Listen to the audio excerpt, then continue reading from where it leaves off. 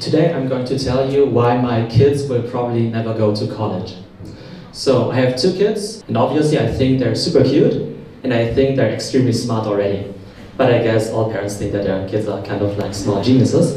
And even though I think I'm super convinced that they're going to be the next Einsteins, I will probably not send them to college, whenever that will be, maybe in 12, 15 years, whatever. And I think even people who know me pretty well would be surprised by the statement, because they would think that I would be the first one to send them to university.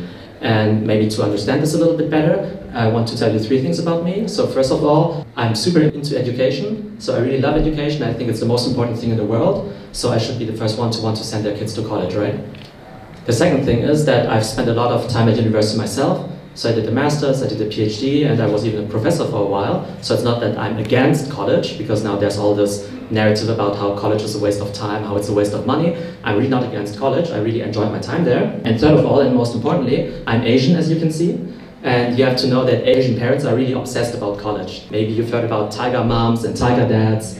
And Asian parents, the first moment when they know that they're pregnant, basically they start researching universities. Like, even before they start researching names for their kids, they'll start researching universities. And they will dream of sending their kids to Harvard and to Stanford. And if for some reasons the kids only manage to get into Yale, then it's considered a major fail. So now that you know that I'm super into education, that I've spent a lot of time at university myself, and that I'm supposed to be some crazy Asian tiger dad, why would I not send my kids to college?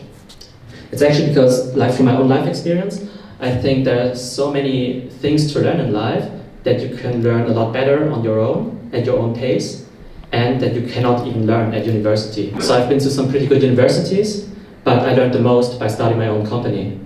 I had some pretty good professors, but honestly, I learned a lot more from YouTube, from Twitter, and from podcasts. I took some cool classes in statistics and economics, but just learning more about how to eat well, how to sleep well, how to be creative, how to be kind, how to be grateful, I think this had a much bigger impact on my life and made me not just a smarter person, but also a much happier person. And the greatest thing about this is that most of this learning really took place on this little thing here and was almost for free.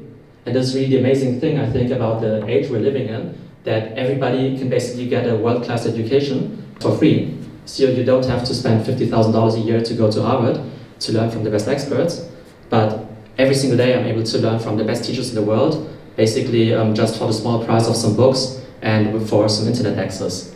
And I think we shouldn't really take this for granted, because for the longest time, great education was really only reserved for really rich people and for the elite. And today it doesn't really matter if you're rich or if you're poor, your gender, or maybe your skin color. If you have access to the internet, I guess, then you can really learn anything. I think this is really like a great equalizer and creates so many opportunities for everyone in the world. I want you to take away three things. I think the first thing would be to really become this lifelong learner. It's kind of a cliche, but I think one should really do it. Really take advantage of all of those resources. Don't settle on the degree you already have. I think you should also stay super curious. Also learn things that have nothing to do with your job. So kind of like Steve Jobs would say, stay curious and stay foolish. The second thing would be to also become teachers yourself. I think especially in this room there's so much great knowledge and so much great expertise, but so often we just sit on this expertise and we don't really share it a lot. Not because we're selfish, but maybe because we're too busy or we don't know how to share it. So I want to encourage you to just share your knowledge in whatever way you think is best.